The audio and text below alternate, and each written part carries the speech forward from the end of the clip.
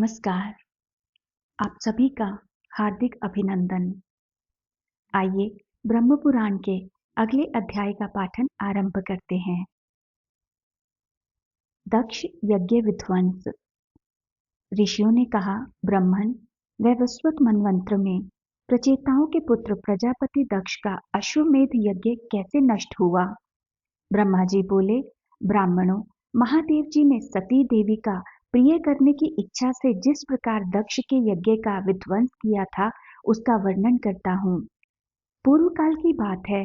महादेव जी मेरुगिरी के ज्योतिस्थल नामक शिखर पर, जो सब प्रकार के रत्नों से विभूषित और पलंग की भांति फैला हुआ था, विराजमान थे। गिरिराज कुमारी पार्वती सदा उनके पार्श्व भाग में बैठी रहती थी। आदित्य, वसु, अश्विनी कुमार, ग्रहोको सहित कुबेर, महामुनि शुक्राचार्य तथा सनत कुमार आदि महर्षि उनकी सेवा में उपस्थित रहते थे। अत्यंत भयंकर राक्षस एवं महाबली पिशाच, जो अनेक रूप धारण करने वाले तथा नाना प्रकार के अस्त्र शस्त्रों से सुसज्जित थे, भगवान शिव के समीप रहा करते थे। भगवान के पार्षद भी वहां मौजूद थे। वे सब अग्नि के समान तेजस्वी जान पड़ते थे। महादेव जी की इच्छा से भगवान नंदीश्वर भी वहां खड़े रहते थे।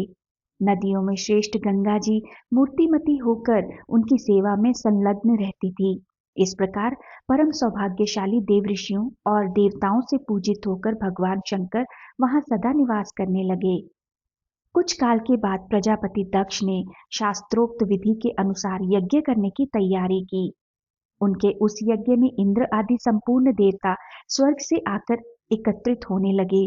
वे अग्नि के समान तेजस्वी देवता दक्ष के अनुरोध से प्रकाशमान विमानों पर बैठकर गंगा द्वार को गए। पृथ्वी, आकाश तथा स्वर्गलोक में रहने वाले सभी देवता प्रजापति के पास हाथ जोड़कर उपस्थित हुए।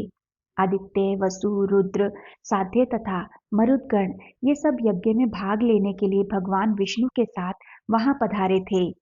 ऊष्मप, धूमप, आज्यप तथा सोमप नाम वाले देवता भी अश्विनी कुमारों के साथ वहां उपस्थित थे। ये तथा और भी अनेक भूत प्राणियों का समुदाय वहां एकत्रित हुआ था। जरायुज, अंडज, स्वेदज तथा उद्भिज भी उस यज्ञ में सम्मिलित थे। देवता लोग अपनी स्त्रियों तथा महर्षियों के साथ वहां पधारे थे। देवताओं को वहां जाते देख गिरिराज कुमारी पार्वती ने भगवान शंकर से पूछा, भगवान, ये इंद्र आदि देवता कहाँ जाते हैं? महादेव जी बोले, महाभागे, प्रजापति दक्ष अश्वमेध यज्ञ करते हैं, उसी में सब देवता जा रहे हैं।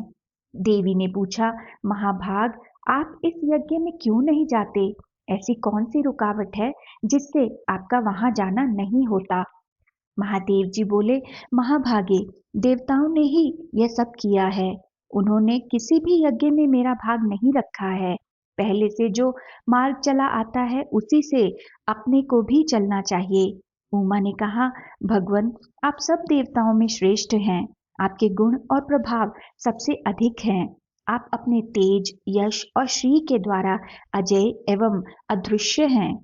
महाभाग, यज्ञ में आपके भाग का जो यह निषेध है, इससे मुझे बड़ा दुख हुआ है। मेरे शरीर में कंप छा गया है।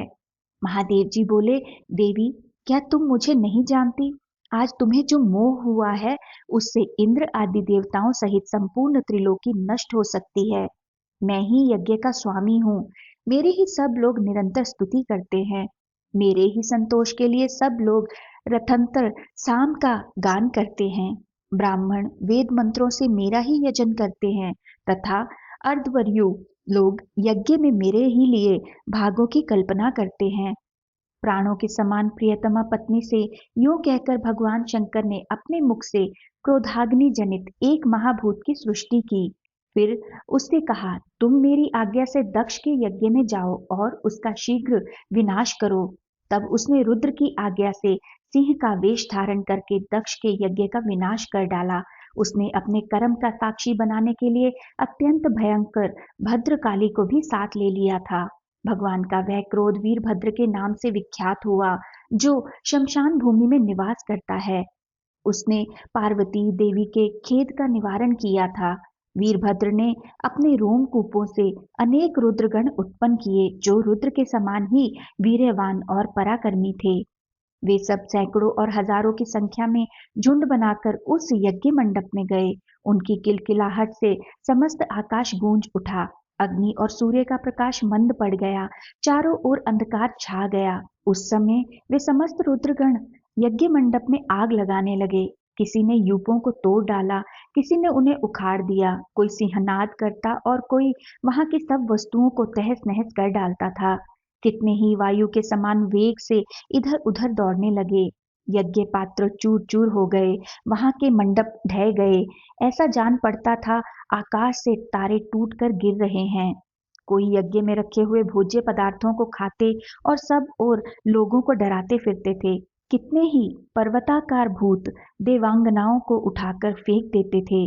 ऐसे गणों के साथ प्रतापी वीरभद्र ने पहुंचकर देवताओं द्वारा सुरक्षित यज्ञ को भद्रकाली के सामने ही भस्म कर डाला। अन्य रुद्रगण सबको भय उपजाने वाली गर्जना करने लगे। कुछ लोगों ने यज्ञ का मस्तक काट कर भयंकर नाद किया। तब इंद्र आदि देवताओं और प्रजापति दक्ष ने हाथ जोड़कर पूछा, बताइए आप कौन हैं? वीरभद्र ने कहा, मैं न देवता हूँ न दैत्य हूँ, न इस यज्ञ में भोजन करने आया हूँ और न कौतूहलवश इसे देखने को ही मेरा आना हुआ है।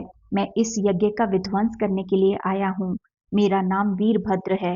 मैं रुद्र के कोप से प्रकट हुआ हूँ। ये भद्रकाली हैं। इनका प्रादुर्भाव पार्वती देवी के क्रोध से हुआ है। ये देवादिदेव महादेव जी के भेजने से यज्ञ के समीप आई हैं। राजेंद्र, तुम देव देव भगवान उमापति की शरण में जाओ। उनका क्रोध भी वरदान के ही तुल्य है। तब प्रजापति दक्ष मन ही मन भगवान शंकर की शरण में गए। उन्होंने प्राण और अपान को हृदय में रोककर यत्न पूर्वक उनका ध्यान किया। तब भगवान शिव प्रकट हुए और उन्होंने मुस्कुराकर पूछा, कहो तुम्हारा कौन सा कार्य सिद्ध करूं? तब दक्ष ने हाथ जोड़कर कहा, भगवान, यदि आप मुझ पर प्रसन्न हैं अथवा यदि मैं आपका प्रिय एवं कृपा पात्र हूँ तो मुझे यह वरदान दें, जो भी भोजन सामग्री यहाँ खा पी ली गई, नष्ट कर दी गई, यज्ञ का जो सामान चूर चूर करके फेंक दिया गया, वह सब बहुत दिनों से यत्न करके संचित किया गया था। महेश्वर, आपकी कृपा से वह व्यर्थ ना जाए। ब्रह्मा जी ने कहा। भगवान शंकर ने तथास्तु कहकर दक्ष की कामना पूर्ण की। प्रजापति दक्ष ने भगवान से वरदान पाकर पृथ्वी पर घुटने टेक दिए और भगवान शिव का सत्वन आरंभ किया। आज के पाठन को यहीं विराम देते हैं और आगे के पाठन के लिए हमारे साथ फिर से जुड़िएगा। आइए साथ मिलकर ब्रह्मा जी के इस पवित्र मंत्र से आज का समापन करते हैं। ओम ब्रह्मणे नमः। ओम ब्रह्मणे नमः। ओम ब्रह्मणे नमः।